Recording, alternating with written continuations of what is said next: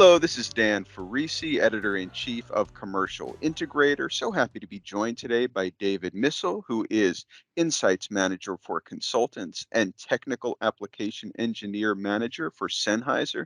Thank you so much for joining me, David. I really appreciate you taking time for this conversation. Thanks, Dan. It's a pleasure to be here. So let's get right into it. The topic today is higher education, in particular hybrid learning within higher education. But let's start with audio, which obviously Sennheiser is a renowned expert in. Audio is absolutely indispensable to effective higher ed setups. I think that's pretty much indisputable. Nevertheless, it does seem like audio's value is sometimes overlooked. Can you explain why audio is key and offer some insights into why it's sometimes looked past within that higher ed setup environment? Yeah, I think it can be taken for granted, not only in higher education markets, but in typical meeting space and in a lot of other productions as well. Audio is sort of uh, taken for granted and thought of as a last thing to think about, as opposed to video and cameras and aesthetics of the room and so forth. But I think what really changed drastically was when universities were forced into this hybrid learning experience. They were already going in that direction, but I think what they've learned was that we have this unified communication aspect of learning, but the collaboration was not there. And what was missing, I think, was how can we include the remote person within the room and vice versa, and make it clear and intelligible, and make sure that they're part of the conversation in any learning space. And I think they were forced to reevaluate how they're going to do audio. How am I going to pick up every student if they have a question so the remote person can listen? And that became a bigger issue. And the collaboration aspect of this was not happening, right? And they really had to have that happen. If a, think of the students that, music students, right? Now they're learning remotely. So you have to make sure the audio is correct, whether it's the music that you're playing back and forth, or whether it's someone in the far end of the room that maybe is not close to the microphone or on microphone. How are they going to get their point across so that the person remotely can hear it properly? So I think they really started to look and say, okay, how can we do this better? How can we be inclusive to everybody from within the classroom to who's remote, so that everybody feels part of the experience and part of the learning experience. And a big part of that is audio, understanding, not missing anything. Everything is very intelligible and easy for people to get their point across and hear the storyline of the teacher himself. And I think that made designers and facility managers rethink their approach to how they're going to make that work. I And think you're and then exactly right. Yeah. right, I think that they learned from it and really forced them into that different perspective. Yeah, audio does matter. I can't have a glitch or distortion, or this person's soft, that person's loud. We have to make it much more conversational and much more interactive from remote to on-site. And to just go back to the word you used, inclusive, that the whole idea of meeting equity and classroom equity is top of mind these days. And I think audio is an absolutely indispensable element of effectuating that kind of equity.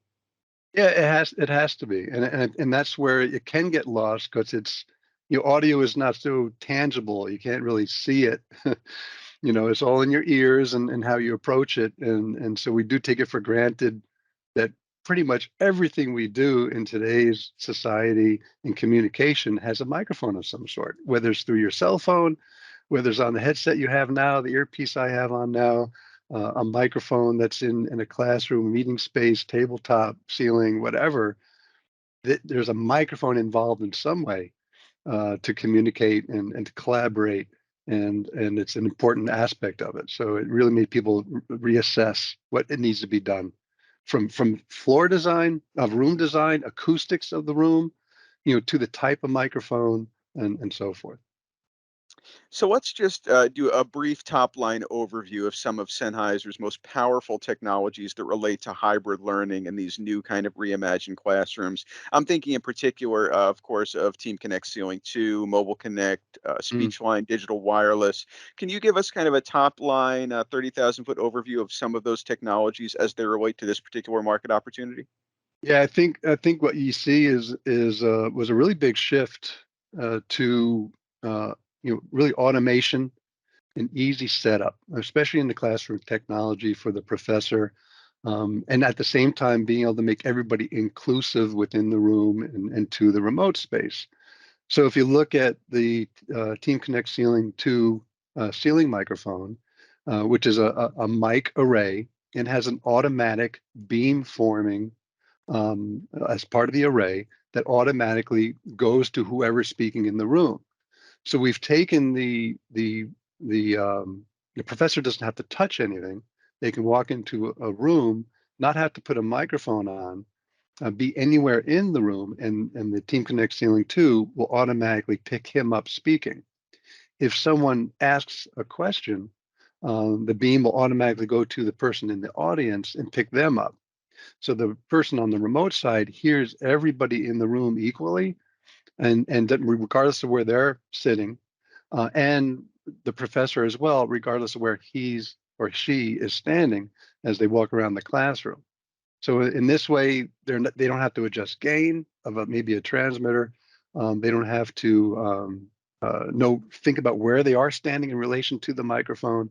It just makes it a lot more easier. And I keep on going back to everybody be inclusive within the room to be able to comment. Goes back to the remote side, and everybody can hear everything.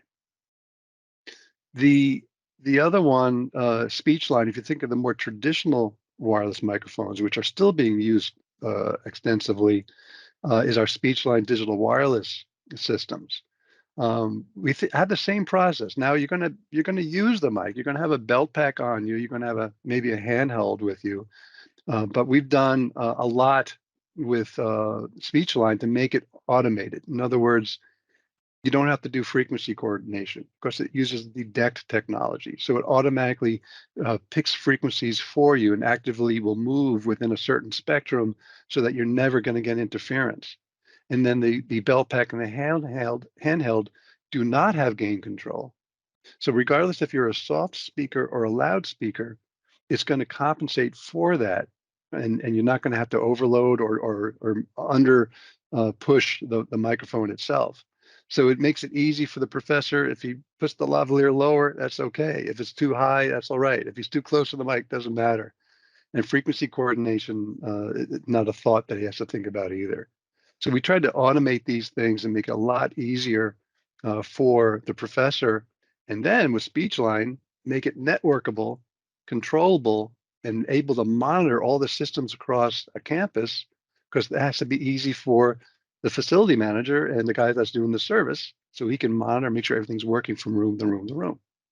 So just trying to facilitate that automation, lots of information coming back to the guys that are facilitating the rooms, and the professor's not thinking about the technology itself. Well, thank you so much, David, for taking some time to apprise Commercial Integrator and its audience of Sennheiser technology as well as Sennheiser thought leadership with respect to hybrid learning, classroom transformations, and how to really maximize opportunities within the higher education vertical. So, once again, thank you so much, David Missall, who is Insights Manager for Consultants and Technical Application Engineer Manager with Sennheiser. Thanks, Dan. Great to be here. Appreciate it. My name is Dan Farisi, editor in chief of Commercial Integrator, and I hope you check back on commercialintegrator.com for more great insights and thought leadership just like this.